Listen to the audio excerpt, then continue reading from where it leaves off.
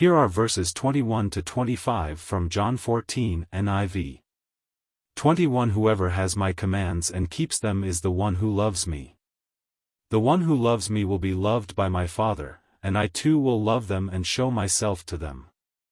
22 Then Judas, not Judas Iscariot, said, But, Lord, why do you intend to show yourself to us and not to the world? 23 Jesus replied, Anyone who loves me will obey my teaching. My Father will love them, and we will come to them and make our home with them. 24 Anyone who does not love me will not obey my teaching. These words you hear are not my own, they belong to the Father who sent me. 25 All this I have spoken while still with you. Expounding on John 14 verses 21 to 25. This passage deals with the theme of love and obedience. Jesus is speaking to his disciples, explaining the intimate relationship between love for him and obedience to his commands.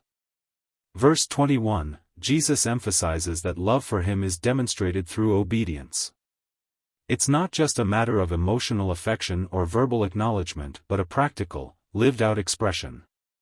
Those who genuinely love Jesus will naturally want to follow his teachings and commands. In return, they are loved by both Jesus and the Father, and Jesus reveals himself to them in a special way, signifying a deep, personal relationship.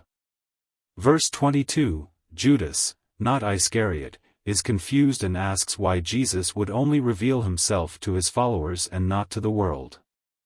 This underscores a common misunderstanding that spiritual truths can be universally and easily perceived, ignoring the essential role of faith and obedience. Verse 23, Jesus reiterates the connection between love and obedience. He adds that both he and the Father will love those who love and obey him, and they will make their home with such individuals. This points towards a profound spiritual union and indwelling of God in the believer's life, a theme that is amplified in later New Testament writings. Verse 24, the opposite is also true. Those who do not love Jesus do not obey his teachings. It's a clear demarcation. Love is proven by obedience, and the absence of obedience indicates the absence of love.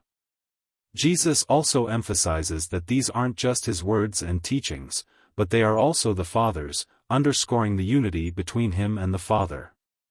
Verse 25, Jesus is sharing these deep truths while he is still physically present with his disciples.